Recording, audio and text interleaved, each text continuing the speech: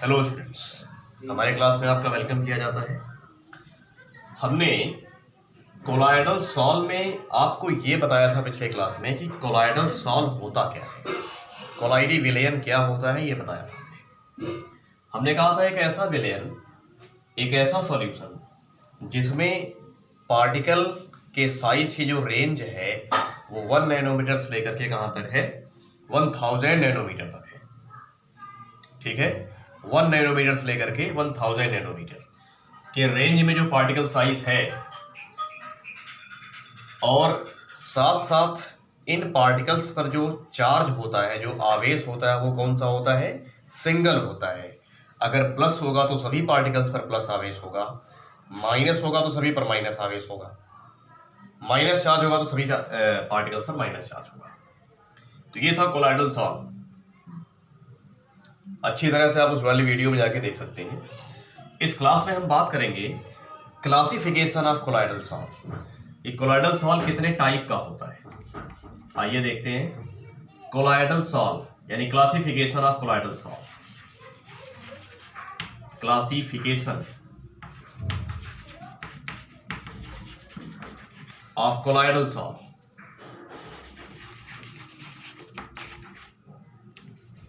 Classification of colloidal solve, ठीक ना। Colloidal solve कितने टाइप का होता है, कहने का मतलब ये है इसका क्लासिफिकेशन क्या है कोलॉइडल सॉल्व का। तो क्लासिफिकेशन ऑफ कोलॉइडल सॉल्व, ठीक बात। कोलॉइडल सॉल्व का क्लासिफिकेशन मीन्स वर्गीकरण 3 आधार पर किया जाता है। पहला आधार कौन सा है, कहेंगे classification of colloidal solve based on physical state of dispersed phase and dispersion medium. Based on physical state of dispersed phase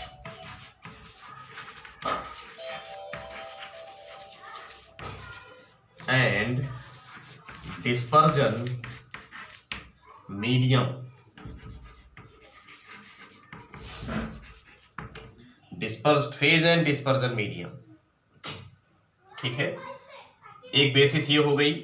दूसरी बेसिस कौन सी होती है क्लासिफिकेशन की, दूसरी बेसिस है या दूसरा बेसिस है अट्रैक्शन बिटवीन, यानी based on attraction between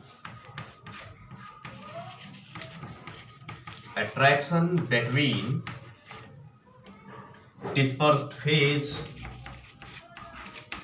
and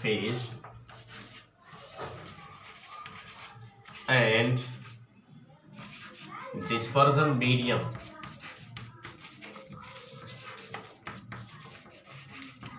dispersed phase and dispersion medium। एक और बेसिस है जिसको हम लोग बोलते हैं टाइप्स ऑफ पार्टिकल। तो तीसरा जो है हमारा वो क्या है, based on classification of colloidal salt based on types of particles,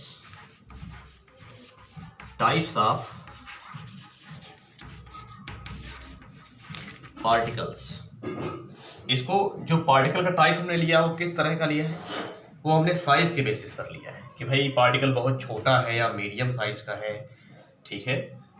मतलब हमारा कहने की एक पार्टिकल जो है 1 नैनोमीटर से लेकर के 1000 नैनोमीटर के रेंज में नहीं आता, मतलब 1 नैनोमीटर से छोटा है या उस रेंज में आता है, कुछ इस तरह। तो पार्टिकल के साइज के बेसिस पर उसका टाइप हम यहाँ डिसाइड करते हैं और इस बेसिस पर कोलॉइडल सॉल्व का क्लासिफिकेशन करते हैं। तो सबसे पहले हम बात करेंगे classification based on physical state of dispersed phase and dispersion medium. तो इस बेसिस पर कोलॉइडल सॉल्व को हम किस तरह से क्लासिफाई करेंगे, जरा इसको ध्यान से देखिएगा।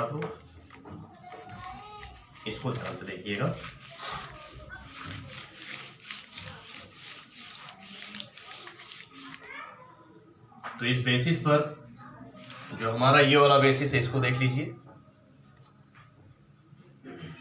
इसके लिए जो है हम यहाँ पर एक टेबल बनाएंगे। इस टेबल में हमारा फर्स्ट कॉलम होगा डिस्पर्स्ड फेज का, डिस्पर्स्ड फेज, और दूसरा कॉलम होगा डिस्पर्जन मीडियम का, डिस्पर्जन मीडियम। तीसरा कॉलम होगा टाइप्स ऑफ सॉल का, यानी सॉल, कोलॉइडल सॉल। तो यहां पर क्या करेंगे, पहले हमने फेज की बात की है, मतलब स्टेट की बात की है, तो पहले हम किसकी बात करेंगे, सॉलिड स्टेट की बात करेंगे यहां पर, और यहां पर भी सॉलिड ले लेंगे। तो अगर यहां पर हम सॉलिड ले लेते हैं स्टूडेंट्स, सॉलिड, और यहां पर भी हमने क्या ले लिया, सॉलिड ले लिया, तो सॉलिड को हमने सॉलिड में मिलाया तो एक सॉल बना।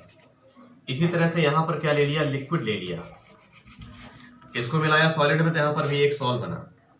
इसके बाद हमने यहां पर ले लिया गैस फेज, इसको भी इसी सॉलिड में मिला दिया तो यहां पर एक लिक्विड और बन गई, मतलब एक सॉल और बन गया। तो कहने का मतलब ये है कि यहाँ जो सॉल बनेगा उसका फिजिकल स्टेट क्या होगा। इनका फिजिकल स्टेट तो यहाँ हमने बताया आपको, इसका भी बताया हमने, लेकिन जो यहाँ बनेगा इनके इस तरह से मिलाने पर उसका फिजिकल स्टेट क्या होगा। तो उसका फिजिकल स्टेट हमेशा, मीन सॉल का फिजिकल स्टेट हमेशा किस पर डिपेंड करता है, डिस्पर्जन मीडियम के फिजिकल स्टेट पर डिपेंड करता है।